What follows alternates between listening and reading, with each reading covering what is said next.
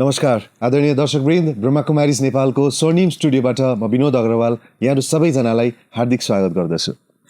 दर्शकवृन्द, ब्रह्माकुमारीज नेपालको इतिहासमा कैयौँ त्यस्ता विशेष प्रोग्राम्सहरूको माध्यमले हामीले बाबाको सन्देश छर्नको लागि ठुला प्रोग्राम्सहरू गरेका छौँ। लगभग 55 वर्षको इतिहासमा ब्रह्माकुमारीज नेपालले धेरै प्रोग्राम्सहरू सञ्चालन गरिरहेको थियो र यसपल्टको यो 2024को दौरानमा चाहिँ अत्यन्तै ठुला प्रोग्राम्सहरू पनि विशेष नेपालको मेचीदेखि महाकालीमा हामीले देखिरहेका छौँ। त्यसमा पनि काठमाडौँ जोनले भर्खरै मात्रै नवनिर्मित ज्ञान सरोवर एकाडेमी जुन नगरकोटमा रहेको छ त्यसको समुद्घाटन गरेको यहाँहरू सबैजनालाई जानकारी पक्कै पनि छ नै होला।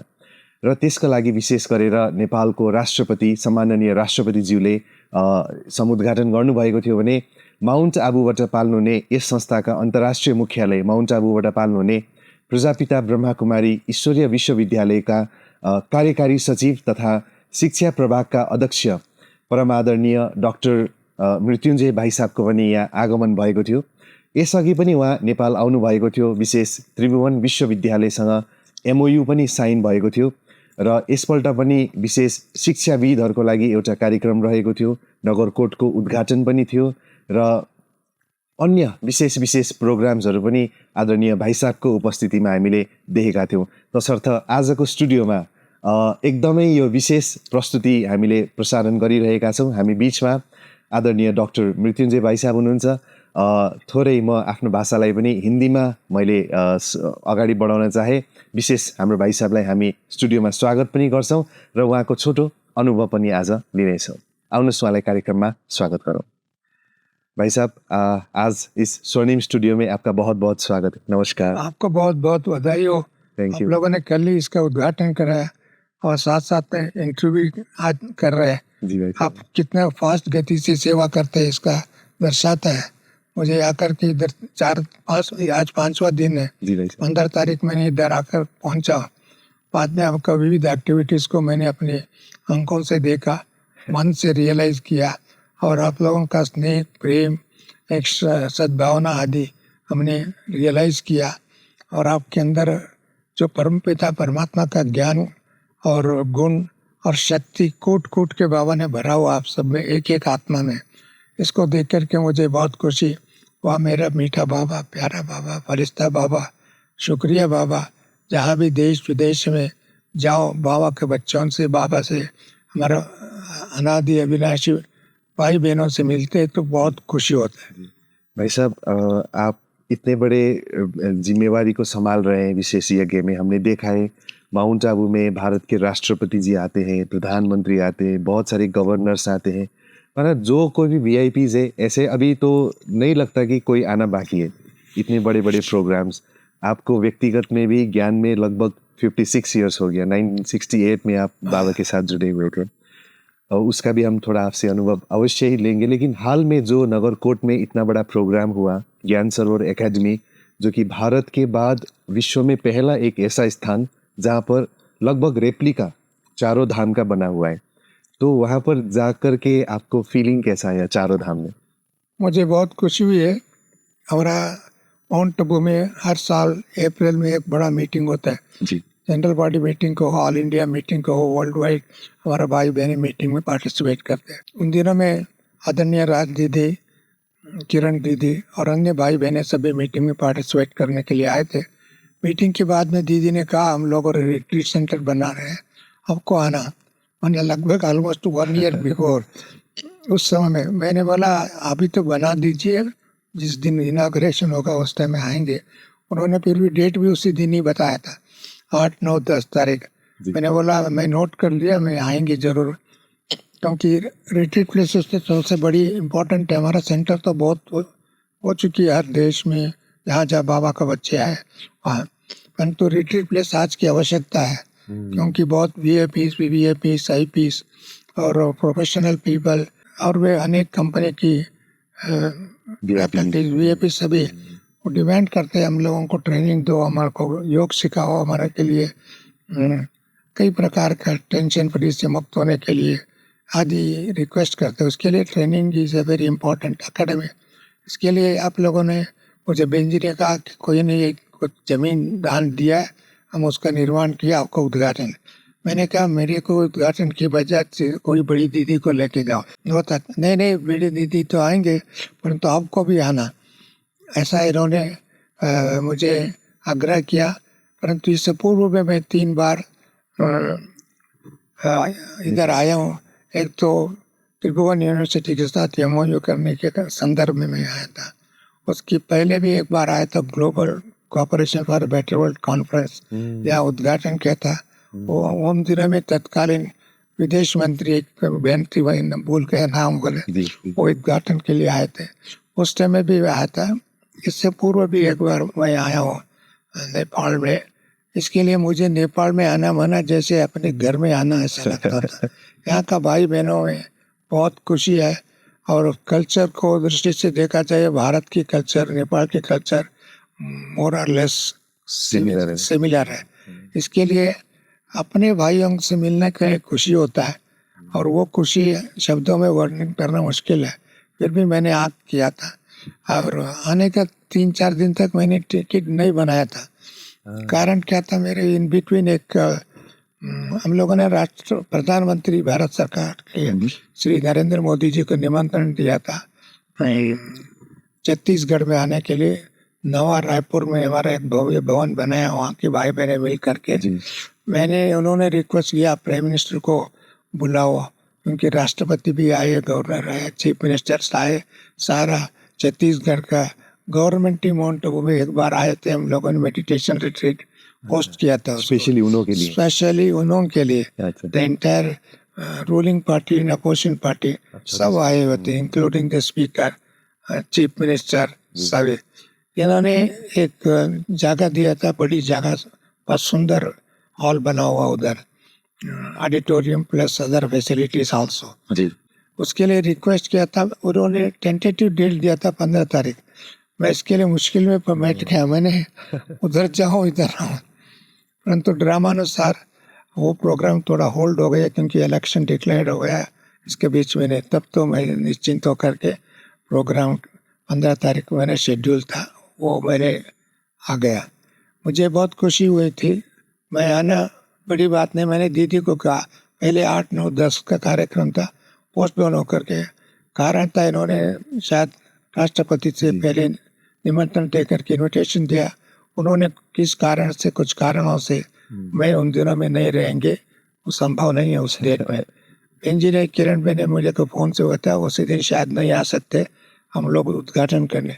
मैंने बोला उद्घाटन पोस्टपोन करो, जिस दिन वो डेट देगा उसी दिन उद्घाटन करो, क्योंकि ये देश का राष्ट्रपति आता है तो सबसे बड़ा सेवा हो जाता है VIPs को, मीडिया को, जनता को, और एक देश को पूरा मैसेज जाता है। इसके लिए मैं तो घर का आदमी हूँ, कभी भी आ सकता हूँ और एडजस्ट कर सकता हूँ, तो राष्ट्रपति आना बड़ी इम्पोर्टेंट हो जाता है। इसके लिए फिर भी उन्होंने उसको अप्रोच किया, उन्होंने 17 तारीख का डेट दिया, और मैं भी खुश हो गया था। 17 तारीख है तो मैं 15 तारीख छत्तीसगढ़ जा कर के आ सकता हूँ, ऐसा करके। परंतु ड्रामानुसार कुछ कारण से उनकी सरकारी काम भी था, और ये उसका भी उद्घाटन करने के लिए पोस्टपोन हो गया। अभी दूसरा कब डेट मिलता है अलग है। मैंने खुश हो, चलो इसको निश्चिंत होकर के मैं जा सकता हूँ, उसी कारण से था। मैं आते हुए आप सभी आकर के एयरपोर्ट में भी मुझे स्वागत किया। मेरे साथ हमारा बहन शिविका बहन भी आए, और साथ साथ में एक ऋषि भाई, तीनों इधर आए। आते हुए आप सभी ने मुझे स्वागत किया। मुझे आप सबको देख करके यहाँ का कल्चर, टोपी लगा करके स्वागत करते।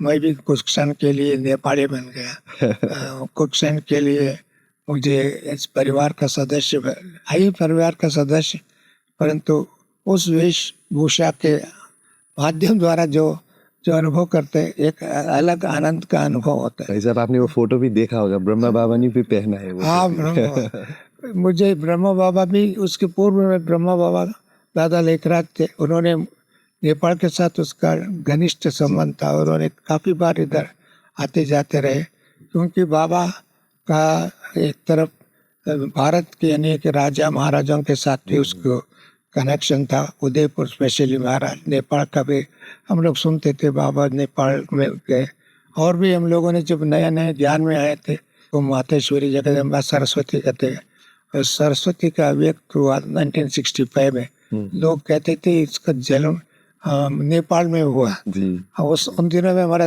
बड़ा भाई थे जगदीश भाई, रमेश भाई और आदि भी, ब्रिजमोहन भाई, ये लोग भी एक दो बार इधर आए, ढूंढने के लिए आए थे।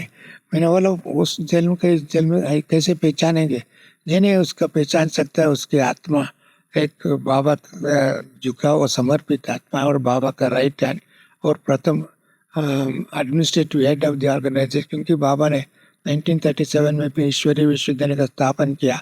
अपने तन मन धन सब कुछ एक छोटा सा संगठन बना करके सभी बहनों के ऊपर समर्पित करके इस इंस्टीट्यूशन का हेड जो है, जो एडमिनिस्ट्रेटिव हेड तो महिला ही होना चाहिए, ऐसा करके बाबा ने पहले एक डिवाइन कॉन्स्टिट्यूशन, एक विल बाबा ने बना करके दिया था। उसके लिए मेरा इंटरेस्ट तो हम भी जाएंगे, देख सकते हैं मातेश्वरी का है, परंतु मातेश्वरी जी को तो नहीं मिला। मातेश्वरी के प्रतिरूप हम आप सबके जीवन में देखा, क्वालिटी देखा, और ज्ञान सरस्वती आप लोगों के मुख में इतना सदा निरंतर एक बहते हुए पानी जैसा ज्ञान का सरिता में देख रहा हूँ। मुझे और एक खुशी की बात है, मैंने बहुत देश में विदेशों में रिट्रीट सेंटर को गया हूँ, चाहे न्यूयॉर्क में, लंदन में और भी देशों में, भारत में बहुत, हर स्टेट में एक स्टेट में कम से कम 3-4 तो मिनिमम रिट्रीट सेंटर है। परंतु इधर सेंटर के बारे में पूछा, वो सभी रिट्रीट सेंटर साधन सुविधा सब कुछ है। We can not call it as a replica of Mount Abu, क्योंकि माउंट आबू में ज्ञान सरोवर है, academy for a better world जैसा, इधर भी आप लोगों ने उसका नाम ज्ञान सरोवर अकेडमी लिखा है। मैंने बोला चलो इन्होंने जैसे मिनी मधुबन को मिनी माउंट आबू का, साथ साथ में बाबा का जो स्तंभ है, tower of peace, tower of knowledge power, tower of wisdom, ये आदि जो बाबा टावर ऑफ लव लिखा हुआ बाबा ब्रह्मा बाबा का उल्लेख, उसका मैंने रेप्लिका एज इट इज इन्होंने किया। बहुत ये कई भी जगह में प्लास्टिक में कुछ बना करके मूर्ति बनाकर छोटा सा, यहाँ तो वही पत्थर मार्बल से किया हुआ है, यहाँ तो रेप्लिका मार्बल से किया, साथ में उसी हाइट ऐसी डिजाइन उसके, कोई भी देखता है तो ये नहीं कह सकते तो एक रियलिटी है, ऐसा करते। उसके साथ साथ बाबा ने अपना अंतिम समय को एक कुटीर में बिताया था। बाबा का ऑफिस एक कुटीर था। दुनिया के बहुत बड़े बड़े office, Rashtrapati Bhavan, prime minister office आदि आदि मैंने देखा, संतों का ऑफिस देखा हुआ, परंतु बाबा का ऑफिस एक कुटीर में था। मैं जब फर्स्ट टाइम माउंट आबू गया था, कुटीर इतना नहीं था, छोटा सा था, परंतु वो कुटीर में बैठ करके बाबा ने विश्व परिवर्तन का काम किया। विश्व की त्रिकालदर्शी बना करके बच्चों को विश्व को कल्याणकारी बनाने का प्रेरणा जो दी है उन दिनों में, वो कोई भूल नहीं सकते। वो बाबा के जाते सबसे पहले मधुबन में, उसको जा करके देखते बैठते, एक विशेष अनुभव होता है, सिंप्लिसिटी का अनुभव होता है, पवित्रता का अनुभव होता है। बाबा आज भी पत्र लिख रहे हैं, हमको ऐसा फील होता है। और बाबा ने उन दिनों ये पत्र लिखता था, उसका सैंपल भी उधर है, आप लोगों ने वो रिप्लिका वहाँ तक भी कॉपी किया। बाबा का बिस्तरा कैसे था वो भी है। ये सारी बात देखा मैंने, बहुत खुशी। हिमालय भी देखा हुआ है ना वहाँ से? हाँ, हिमालय भी देखा। दूसरा जो है हिस्ट्री हॉल, मैंने देखा माउंट आबू में बाबा का जब थे उस टाइम में जो बाबा ने मुरली चलाते थे, उसी का भी आप लोगों ने पूरा रेप्लिका बना कर रखा। इसके लिए हर चीज़ एक माउंट आबू, नेम से भी, काम से भी, स्ट्रक्चर से भी, और लोगों का विश्वास इतना बिठा दिया। इसी कारण से मैं देखता हूँ माउंट आबू में जब भी कोई भी ग्रुप होता है तो नेपाल के भाई बहन जरूर रहते हैं, और उसका स्पेशल आइडेंटिटी है। इसके लिए टोपी है, और उनकी भाषा में भी एक बहुत सिंपल, मधुर, स्ट्राइट, क्लैरिटी, ये मैंने देखा, एक बहुत अच्छी बात है। इसके लिए मेरे दिल में तब से लगा, तो मैंने देखो कैसे, वो भी माउंट टेरेन की एरिया में, प्लेन एरिया नहीं है, ठंड कितना होता है, ठंड भी है, और हिल स्टेशन होने के कारण एक भी बड़ा ग्राउंड जैसे मिलता नहीं, परंतु उस एरिया में इन्होंने माउंट आबू का रेप्लिका बनाया। एक बड़ा साधन है। जी भाई। इससे सिद्ध होता है आप माउंट आबू के हर बात को कैसे एक प्रत्यक्ष करें अपने देश में भी। जी ये प्रतीक है एक हम समझ सकते हैं आपका मन की भावना को, जी स्नेह को, और उसको डिटो कॉपी करने का। बाबा कहते भले कॉपी करो, परंतु डिटो कॉपी करना बड़ी चीज को बड़ी बात होती है। उसके लिए इट ओपन्स अवर थर्ड आई, जी भाई। एक विजडम आई को उसका। And it is truly academy है, एक ट्रेनिंग है, केवल ब्लाइंड फेथ नहीं है, इट इज एन एकेडमी है, एक प्रशिक्षण केंद्र है। ये प्रशिक्षण के लिए भी आप लोगों ने काफी हॉल्स वगैरह बना हुआ है, और भोजनशाला भी अच्छा बना हुआ है, जी और हर चीज तो मैंने देखा बहुत अच्छा है। इसके लिए मैं आप सबको किन शब्दों में धन्यवाद करूं कम है, क्योंकि मेरे धन्यवाद सीधे तो बाबा कहते मेरे बच्चे जो मेहनत करते हैं, तपस्या करते हैं, बाबा को प्रत्यक्ष करने के लिए संकल्प करते हैं, उस संकल्प से लेकर के एंड तक, एक अचीवमेंट तक बाबा बच्चों के साथ रहता है ये अनुभव। इसके लिए मैंने देखा आप लोगों तो हर चीज़ तो मेटिकुलसली प्लान किया था, और उसी अनुसार एग्जीक्यूशन भी किया। और साथ में राष्ट्रपति आए तो आप सभी जानते हैं इस देश का नंबर 1 है, और उनके साथ फर्स्ट लेडी भी आए।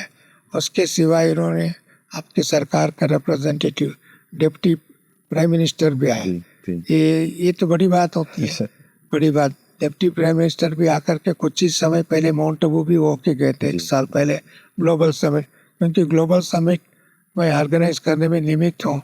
और नेपाल से उन दिनों में भी आए, अभी कल भी इन्होंने शेड्यूल बना करके आए, और इसके साथ काफ़ी मीडिया के लोग भी थे, और विशिष्ट अतिथि लोग भी आए थे, और 5,500-6 हज़ार के कैपेसिटी उधर स्थित है। मैंने बोला माउंट आबू में 5,000 बोला तो बड़ी बात नहीं होती, क्योंकि तब शुरुआत से लेकर के अभी तक इंफ्रास्ट्रक्चर बना हुआ, परंतु इधर आकर के इतना बड़े संख्या के लोगों को बुलाना, और वो आकर्षित होकर के थोड़ा दूर है सिटी से, फिर भी उधर आकर के मैंने देखा सभी सुबह 8:30-9 बजे तक आकर के 3 बजे तक 4 बजे तक लोग उधर ही रहे। ये देख करके आप लोग कितनी सेवा किया, कितना सेवा का इम्पैक्ट है, कितनी सेवा में बल भरा, ये सारा एक दर्शाता है। इसके लिए भाई साहब एक आपसे हम जानना चाहते हैं, जैसे सेवाएं इतनी बढ़ गई, चारों तरफ ब्रह्मा कुमारीज ये बोलते हैं हमारे यहाँ के प्रोग्राम दो। जो बाप दादा कहते थे मुरलियों में, लग रहा है कि पूरा साकार हो रहा है अभी तो और दूसरी तरफ जब देखते हैं कि यज्ञ के जो बड़े बड़े दादिया जो निमित्त थे, धीरे धीरे वो अभी फिर अव्यक्त भी हो गए, एडवांस पार्टी में चले गए अव्यक्त पाठ बजाने के लिए। हमारे निर्भय भाई साहब भी कुछ ही समय पहले वो भी गए। तो यज्ञ के इतने बड़े कारोबार आप संभाल रहे हैं, वो 2 दिन पहले आप बता रहे थे कि अभी तो सोने का भी फुर्सत नहीं है। तो जैसे इस उम्र में भी, इस अवस्था में भी इतने बड़े कारोबार को संभाल रहे हैं, तो ये बैलेंस कैसे आप, क्या वो टूल क्या है बैलेंस करने के लिए? देखो बाबा ने कहा था कोई भी सेवा हो 20 नागुन जोर लगा करके करना, और हम सेवा किसके कर रहे हैं? परमात्मा की सेवा, परमात्मा की शिक्षा को सारी दुनिया को फैलाना हमारा एक कर्तव्य है। और साथ साथ में बाबा इस समय में हम लोग विश्वास करते हैं, इस सृष्टि नाटक में एक अभी संगम युग हम कहते हैं, कॉन्फ्लुएंस एज कहते हैं, ट्रांजिशन पीरियड कहते हैं। इस पीरियड में जितनी हम मैक्सिमम सेवा कर सकते हैं करना चाहिए, संदेश देना चाहिए। और ये हमारा एक थॉट में, एक कोण में भरा हुआ बाबा का इंस्पिरेशन। और उसी कारण से हमको सेवा आता है तो जैसे लड्डू खिलाने का, लड्डू खाने का, हमने कौन छोड़ते हैं लड्डू, कोई नहीं छोड़ते। इवन शुगर कंप्लेंट करने वाला भी लड्डू सामने रखता खाते हैं।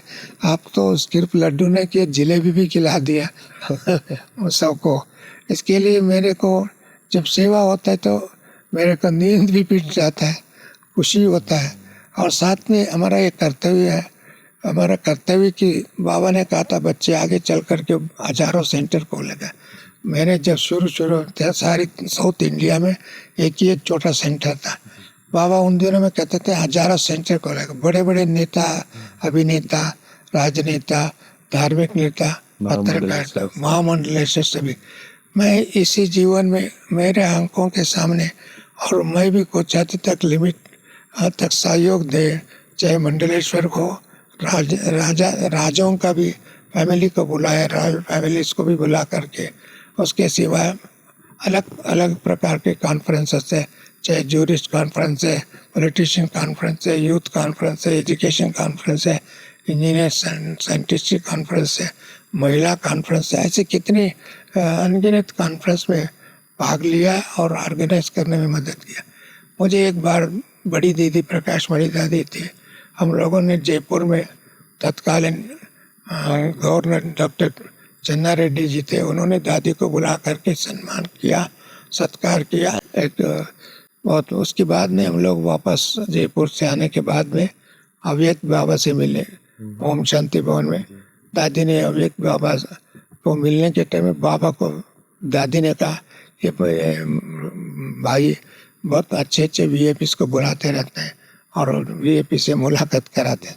बाबा ने मुझे ऐसे दृष्टि दे करके बाबा ने कहा था वीआईपी का नाक और कान पकड़ने वाला बेटा।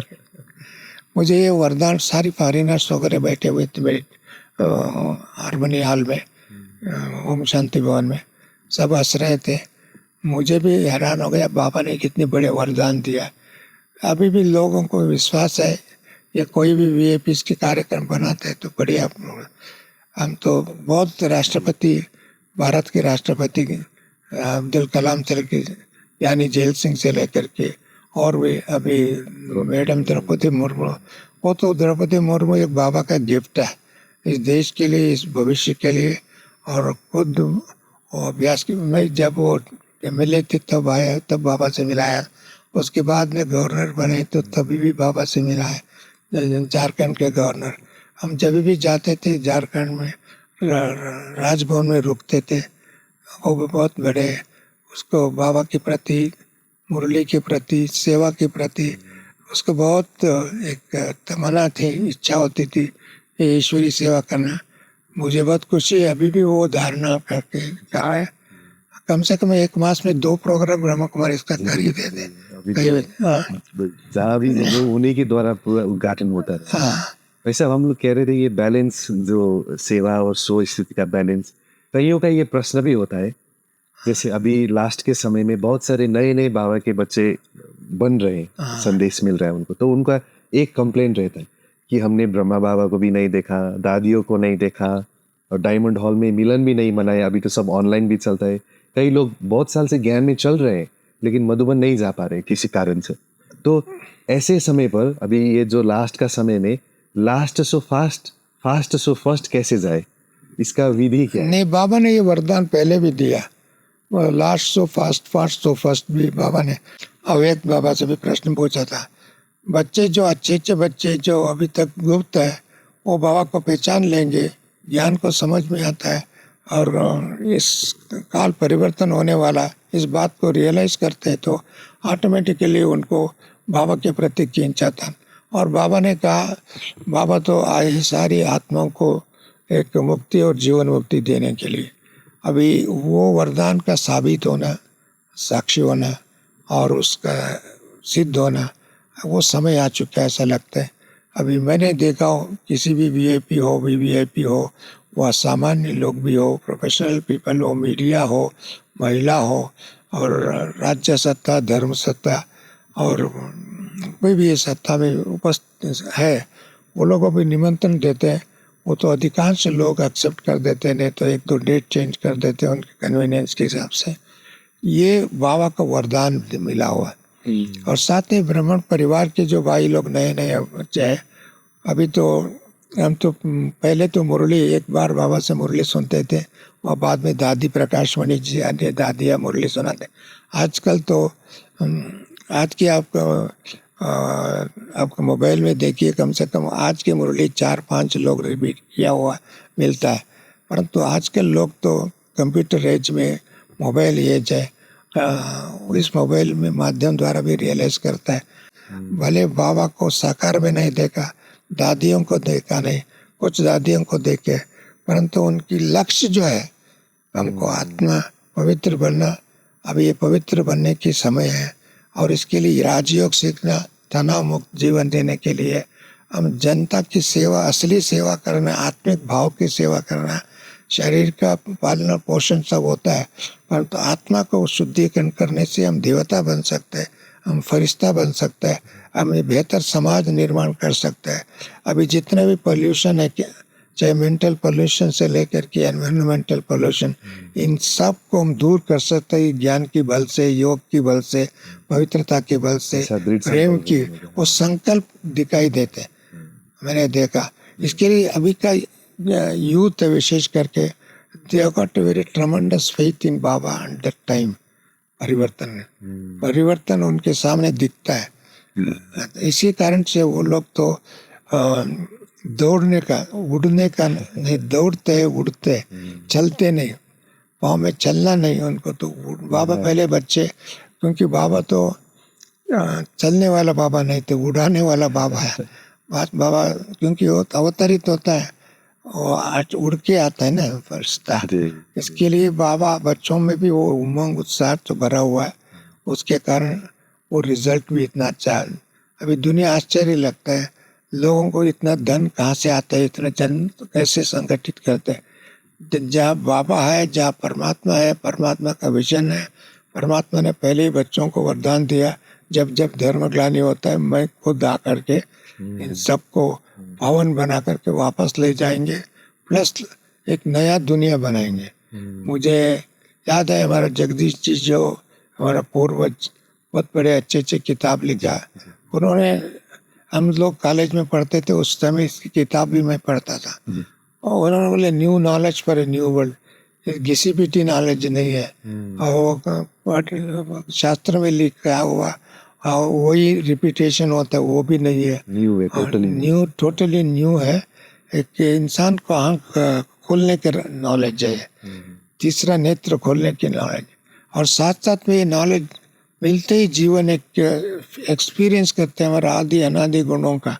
वो गुणों का अनुभव करते हैं तो आत्मा एक निर्भय, निश्चिंत, निराकारी, निर्विकारी, निर्बंधन ऑटोमेटिकली फील करते हैं। इसके लिए मुझे बहुत खुशी है, आज की जनरेशन बाबा की वरदान को फील करते हुए, अनुभव करते हुए सारे देश को, विश्व को एक नया आंक दिखा रहे, नया जीवन शैली भी तो कितना मिलता होगा ना। क्योंकि लास्ट में तो आए वो लोग, अब वो एक्स्ट्रा पुरुषार्थ तो नहीं कर पा रहे, लेकिन बाप दादा तो ऊपर से तो पूरा मदद तो करते ही है ना, क्योंकि हिम्मत बाबा ने पहले कहा था, हिम्मत थे बच्चे, मदद थे बाप।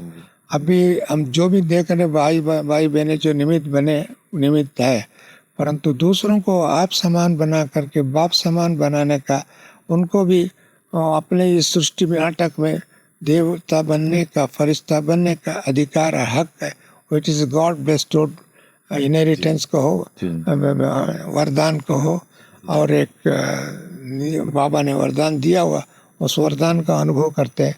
हम भी देख करके अपने परिवार के भाई बहने इतने जुड़ रहे तो बहुत खुशी होती है। जी भाई साहब, बहुत बहुत धन्यवाद। आपने इतना समय निकाल कर, पहले तो आप नेपाल आए, फिर एवरीडे कुछ ना कुछ प्रोग्राम्स, अभी भी कुछ समय के बाद, आज आपका जाने का दिन तो है, लेकिन 1-2 प्रोग्राम्स और भी है। तो ऐसे समय पर जैसे आपने कहा कि 20 नाखून का जोर लगा के हमको सेवा भी करना है और पुरुषार्थ भी करना है, तो ऐसे ही जो बाबा ने जो एक प्रोजेक्ट, जो मूवमेंट बना के दिया है कि जल्दी से जल्दी जो हमारा सुखमय संसार आना है, तो ऐसे बड़े कारोबार में और भी ज़्यादा आपको जो जिम्मेवारी प्राप्त हुआ है।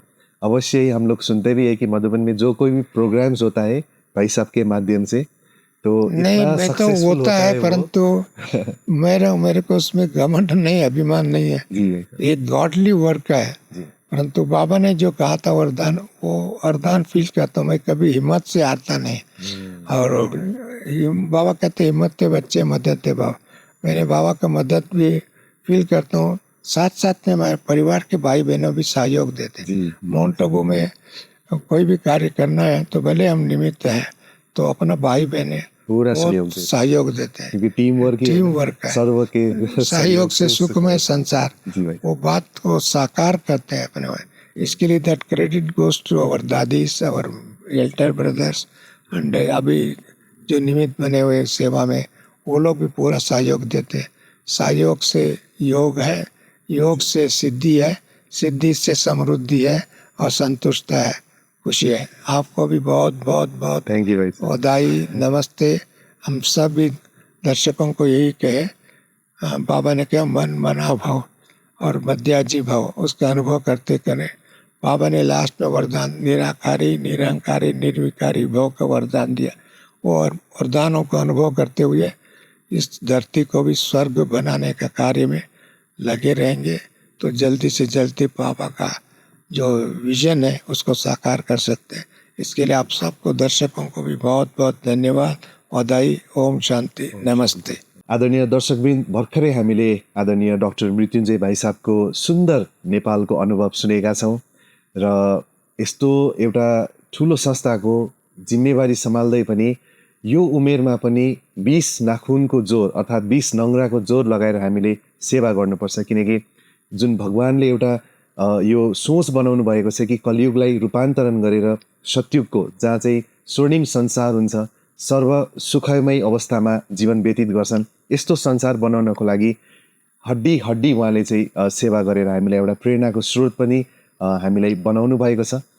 पक्कै पनि उहाँको यो सुन्दर अनुभवले हामी सबैजनालाई एउटा नयाँ मार्ग दिनेछ र दिइ पनि रहेको छ र यसरी उहाँलाई हामीले नेपालमा पाएका छौँ। अत्यन्तै हाम्रो ठुलो सौभाग्य रहेको थियो कि छोटो समयमा नै उहाँको हामीले एउटा सानो इन्टरभ्यू पनि लिने अवसर प्राप्त गऱ्यौँ।